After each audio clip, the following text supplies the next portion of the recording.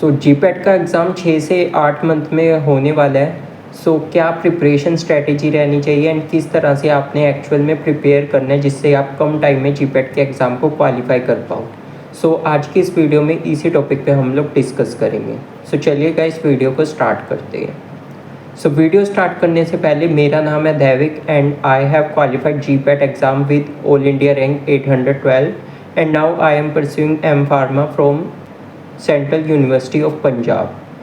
सो मैं आपको अच्छे से गाइड कर सकता हूँ कि क्या मेरी स्ट्रैटेजी थी एंड किस तरह से मैंने बिना कोचिंग के जीपैट के एग्ज़ाम को क्वालिफाई किया। सो चलिएगा इस वीडियो को स्टार्ट करते हैं। सो फ्रेंड्स, इस वीडियो में मैं आपको 5 ऐसे पॉइंट्स बताऊंगा, 5 ऐसे टिप्स दूंगा जिसको आप फॉलो करके जीपैट के एग्ज़ाम को क्वालिफाई कर पाएंगे। सो जो हमारा टिप नंबर 1 है वो है understand exam pattern and syllabus. So सबसे पहले आपने क्या करना है कि जीपैट का जो एग्ज़ाम पैटर्न है उसको अच्छे से समझ लेना है। सो इसमें क्या है कि जीपैट आपका ग्रेजुएट फार्मेसी एप्टीट्यूड टेस्ट है, जो कि आपको अगर आप जीपैट एग्ज़ाम क्वालिफाई करते हो तो उसके बाद में आपको स्कॉलरशिप मिलती है 12,400 पर मंथ, ठीक है। एंड ये जो स्कॉलरशिप है ये आपकी 2 साल के लिए होती है। सो फ्रेंड्स, यहाँ पर आपको क्या करते हैं, जीपैट की स्कॉलरशिप के साथ अगर आप अच्छे इंस्टीट्यूट से एम फार्मा करते हैं सो आपको बहुत कुछ सीखने को मिलता है एंड उसके बाद में आप जो है रिसर्च या फिर बहुत अच्छी जो है करियर अपॉर्चुनिटी आपको मिलती है एम फार्मा में, ठीक है। तो सबसे पहले बात करें तो एग्ज़ाम पैटर्न के बारे में। सो जीपैट में आपको क्या होता है कि टोटल आपके जो एग्ज़ाम पैटर्न है उसमें आपके टोटल 125 क्वेश्चंस आपको देखने को मिलती है। सो 125 क्वेश्चंस आपको होती हैं एंड इसमें आपके जो टाइम है ये आपको 3 आवर्स मिलती है। 3 आवर्स में आपको 125 क्वेश्चंस को अटैम्प्ट करना होता है एंड टोटल आपके 500 क्वेश्चंस होती हैं। सो इसमें आपको जो करेक्ट आंसर के लिए +4 मार्क्स मिलते हैं एंड इनकरेक्ट क्वेश्चन के लिए -1 की नेगेटिव मार्किंग होती है। सो इस तरह से आपके टोटल 500 मार्क्स आपके टोटल इस एग्ज़ाम में आपको देखने को मिलती हैं। सो फ्रेंड्स, इसमें आपके मेजर जो सब्जेक्ट्स होते हैं वो pharmaceutics, pharmacology, pharmacognosy and pharmaceutical chemistry रहती है। एंड इसके अलावा कुछ माइनर सब्जेक्ट्स जैसे कि बायोकेमिस्ट्री, माइक्रोबायोलॉजी एंड बायोटेक्नोलॉजी, सो इस तरह से ह्यूमन एनाटॉमी एंड फिजियोलॉजी, सो इस तरह से कुछ माइनर सब्जेक्ट्स होती है, उसके भी आपको क्वेश्चंस देखने को मिलती है। सो बात करी जाए तो फार्मास्यूटिक्स के मेजरली आपको 38 क्वेश्चंस, फार्माकोलॉजी के 25 क्वेश्चन एंड केमिस्ट्री के 38 क्वेश्चंस आपको देखने को मिलते हैं एंड फार्माकोग्नोसी के 10 क्वेश्चंस। लेकिन ये ईयर बाय ईयर वेरी कर सकता है, लेकिन अगर एवरेज माने तो इतने ही क्वेश्चंस आपको हर साल देखने को मिलते हैं, ठीक है। लेकिन हो सकता है कि ईयर बाय ईयर किसी ईयर में कोई सब्जेक्ट के ज़्यादा क्वेश्चंस आते हैं, किसी ईयर में किसी और सब्जेक्ट के थोड़े कम क्वेश्चंस आते हैं। सो इस तरह से ये थोड़ा वेरी करता है ईयर टू ईयर। लेकिन आपको जो है मेजर जो प्रिपरेशन करनी है वो आपको मेजर सब्जेक्ट्स की करनी है, जो कि मैंने आपको बता दी। इसके अलावा आप माइनर सब्जेक्ट पे भी थोड़ा फोकस कर सकते हैं। अगर आपको रैंक बनानी है, एक अच्छी रैंक से क्वालिफाई करना है, तो आपको माइनर सब्जेक्ट को भी अच्छे से पढ़ना पड़ेगा एंड उसको लाइटली नहीं लेना। सो सबसे पहले हम लोग ने बात करी सिलेबस एंड एग्ज़ाम पैटर्न के बारे में। सो कई सारे स्टूडेंट्स को इसमें भी डाउट होता है एंड वो स्टार्ट ही नहीं कर पाते कि कौन से सब्जेक्ट से हम लोग स्टार्ट करें। तो मैंने वो आपको बता दिया कि कौन से सब्जेक्ट से आपको सबसे पहले स्टार्ट करना चाहिए, ठीक है। सो ये था हमारा फर्स्ट पॉइंट। अब हम सेकेंड टिप के बारे में बात करती हैं। सो हमारा जो सेकेंड टिप होने वाला है वो है make a schedule and study plan. So जो है आपको सिलेबस समझने के बाद आपको एक प्रॉपर स्टडी प्लान बनाना पड़ेगा। सो स्टडी प्लान में आपने क्या करना है कि सबसे पहले आपने अपने शेड्यूल को बना लेना है कि इस मंथ में मैंने ये चीज़ पढ़नी है, इस मंथ में मैंने ये चीज़ पढ़नी है। सो अपने जो सिलेबस है उसको आपने अच्छे से डिवाइड कर लेना है, ठीक है। एंड जो आपने ज़्यादा फोकस करना है वो मेजर सब्जेक्ट्स पे करना है। सो आपको डेली का पता होना चाहिए। अपने उठने से पहले ही आपको जो है रात को ही अपना शेड्यूल बना लेना है कि इस दिन आपको क्या पढ़ना है एंड कौन से टॉपिक को पढ़ना है, ठीक है। सो इससे क्या होगा, आपको क्लैरिटी मिलेगी एंड आप कम टाइम में ज़्यादा से ज़्यादा सिलेबस को कवर कर पाएंगे, ठीक है। सो इसमें जो है आप जैसे फार्माकोलॉजी है, सो फार्माकोलॉजी में एक दिन पहले आपने सोच लेना कि मैंने जनरल फार्माकोलॉजी पढ़नी है, ENS CNS पढ़ना है। सो ये आपको पता होना चाहिए कि फार्माकोलॉजी में आपको आखिर पढ़ना क्या है एंड कितने दिन आपको कौन से सब्जेक्ट को देने हैं, ठीक है। सो इससे आप लोग अपने टाइम को खुद डिवाइड कर पाएंगे एंड अगर आपको टाइम टेबल जानना है कि क्या टाइम टेबल मैंने फॉलो किया था, सो उस पर मैं वीडियो लेकर आ जाऊँगा अगर आपने कमेंट किया तो, ठीक है। सो गाइस, ये थी हमारा सेकंड पॉइंट कि आपको अच्छे से अपना जो है शेड्यूल बनाना है एंड टाइम टेबल आपका बनाना है। सो टाइम टेबल में आप क्या कर सकते हो कि पूरा प्रॉपर की करने की बजाय आप लोग एक अपना टारगेट फिक्स कर सकते हैं कि इस दिन हमने ये टॉपिक पढ़ना है एंड इस दिन ये टॉपिक पढ़ना है। सो इस तरह से एक आपने वीकली अपना शेड्यूल बनाना है एंड वीकली के साथ में आप डेली शेड्यूल भी बना सकते हैं कि डेली आपने क्या क्या चीज़ कवर करनी है। सो ये था हमारा सेकंड पॉइंट। अब now goes to third point. So जो हमारी थर्ड टिप रहने वाली है वो है solve MCQ questions. So questions आपको सोल्व करनी है, जैसे इससे आपके जो है कंसेप्चुअल क्लैरिटी मिलेगी। सो आपको पता चलेगा कि कौन सा टॉपिक है, सो कौन से टॉपिक से किस तरह के क्वेश्चंस एग्ज़ाम में पूछे जाते हैं।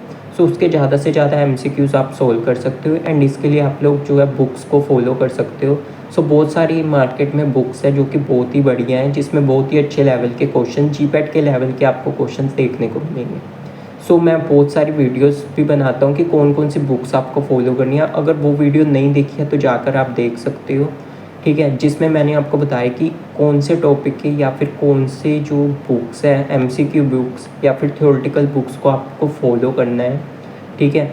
सो क्या कर सकते हो आप, बहुत सारी यूट्यूब पर भी आपको वीडियोस देखने को मिलेगी, मैराथन वीडियोस, जिससे आप लोग को जो है एक ही टॉपिक के बहुत सारे क्वेश्चंस आपको पता चलेंगे। जैसे कि अगर आप जनरल फार्माकोलॉजी पढ़ रहे हो तो जनरल फार्माकोलॉजी के कंसेप्ट क्लियर करने के बाद यानी कि थ्योरी पढ़ने के बाद आपको सभी के सभी जो टॉपिक्स है उसके MCQs भी आपको करनी है, प्रैक्टिस करनी है, ठीक है।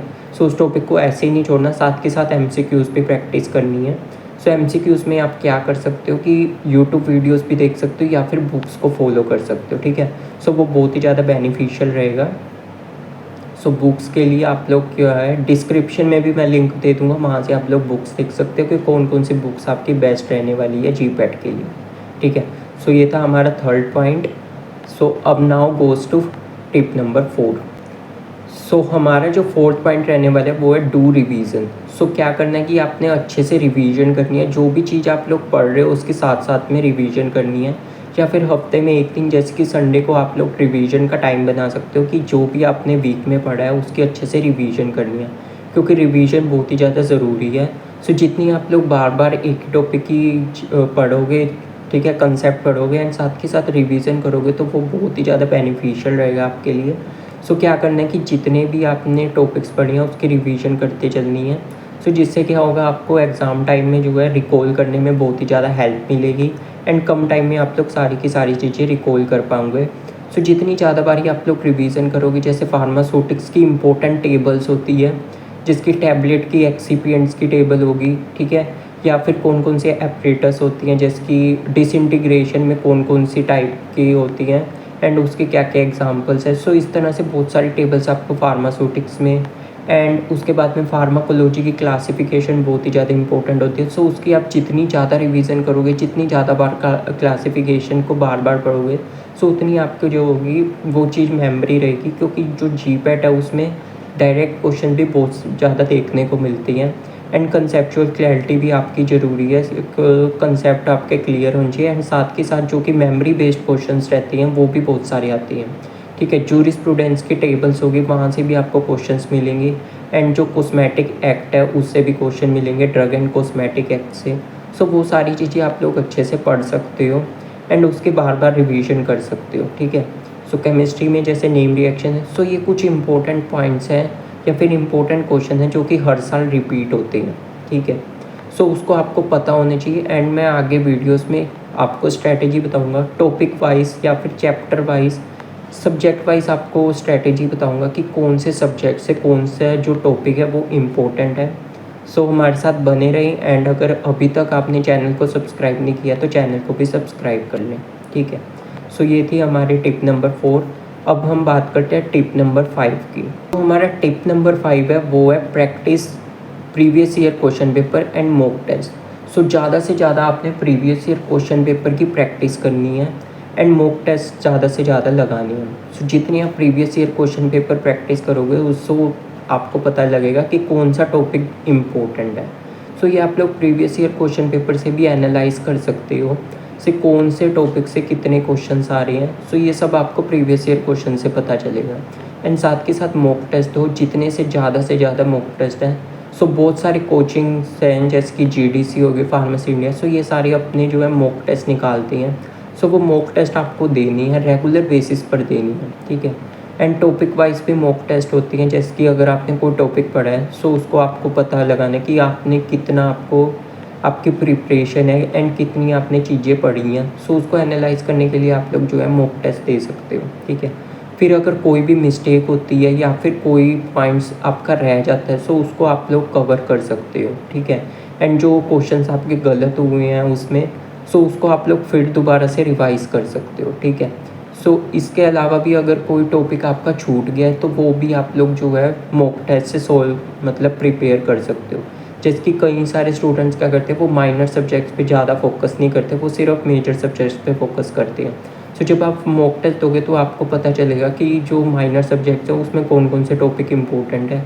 सो उस टॉपिक को, जैसे कि अगर कोई टॉपिक आपने नहीं पढ़ा है तो वो भी आप लोग मॉक टेस्ट लगाने के बाद जब आप मॉक टेस्ट को एनालाइज करोगे तो आपको पता चलेगा कि अच्छा तो ये हमारा टॉपिक है, ये मेरा रह गया, तो वो टॉपिक भी आप लोग कवर कर पाओगे मॉक टेस्ट के थ्रू, ठीक है। सो इस तरह से आप लोग क्या कर सकते हो, अपनी प्रिपरेशन को बूस्ट कर सकते हो एंड कम टाइम में GPAT के एग्ज़ाम की प्रिपरेशन कर सकते हो। सो मेरी तरफ से ये कुछ 5 टिप्स थे जो इसको आप फॉलो कर सकते हो एंड आई होप आपको ये बहुत ही हेल्पफुल रहेंगे। एंड मुझे कमेंट करके बताना कि कौन से टॉपिक पे मैं आपको आगे वीडियोस चाहिए, जैसे कि GPAT के एग्ज़ाम से रिलेटेड कौन कौन से ओल्ड टॉपिक्स हैं या फिर किस टॉपिक में आपको डिफ़िकल्टी आ रही है। सो उसका मैं आपको रिप्लाई करूँगा कमेंट बॉक्स में। एंड इस पर जो है हम लोग बहुत सारी वीडियोस भी आगे लेकर आएंगे। सो वीडियो अगर अच्छी लगे, इन्फॉर्मेटिव लगे तो वीडियो को लाइक करना एंड चैनल को सब्सक्राइब जरूर करना। So thanks for watching this video, that's all for this video. So thanks for watching.